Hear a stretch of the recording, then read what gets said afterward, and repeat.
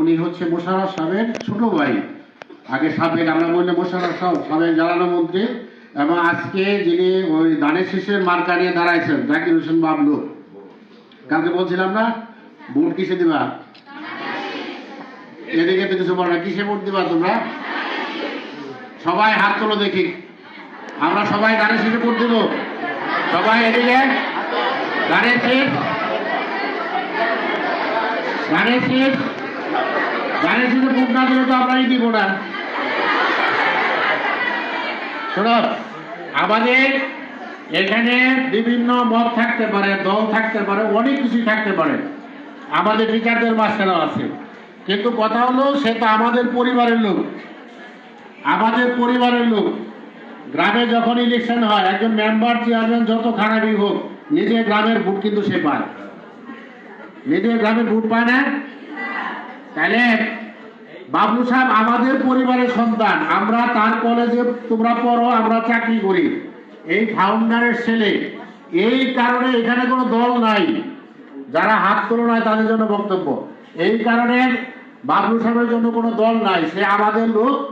তাকে বাড়িতে যায়, বাসায় গিয়ে বলতে হবে তোমাদের বাবা মাকে যে এইবারে ভোটটা ধানের শীষে দিতে হবে। এটা কলেজ পরিবারের পক্ষ থেকে তোমাদের কাছে আমাদের, তোমার বাবা মার কাছে আমাদের একটা বার্তা, একটা অনুরোধ রয়ে গেল। তোমরা প্রত্যেকে যায় বাড়িতে গিয়ে বলবা। কারণটা হচ্ছে যে পরিবার না চাইতেই ডেকে ডেকে এনে বৃত্তি দিচ্ছে, এরকম পরিবার বাংলাদেশে কই পাবা?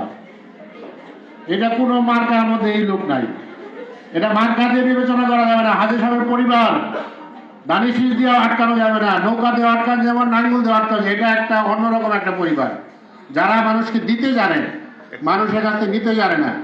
তাদের একক প্রচেষ্টা, হাজী সাহেব আমি তো বললামই যে, আমি বললাম না যে আপনার বাবা একক প্রচেষ্টায় কারো সহযোগিতা না নিয়ে এই প্রতিষ্ঠানটা করছে।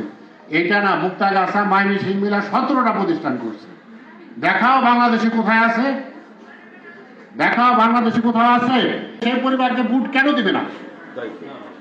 কারণটা কি? একটা যুক্তি দেখাও যে এই কারণে ভোট দিব না।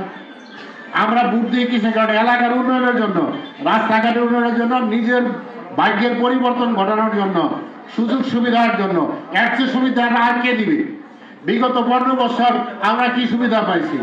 এই যে একটা সিলিং, এখানে 10 বছর একটা এমপি পাশে, মন্ত্রী পিছে ঘোরার পরে 1 পয়সা দেয় না, পরে নিজেরা আমরা করছি, আমাদের শিক্ষকদের টাকা দিয়ে আমরা সিলিং করছি। 5টা পয়সা কোনো লোক, কোনো নেতা দেয় নাই।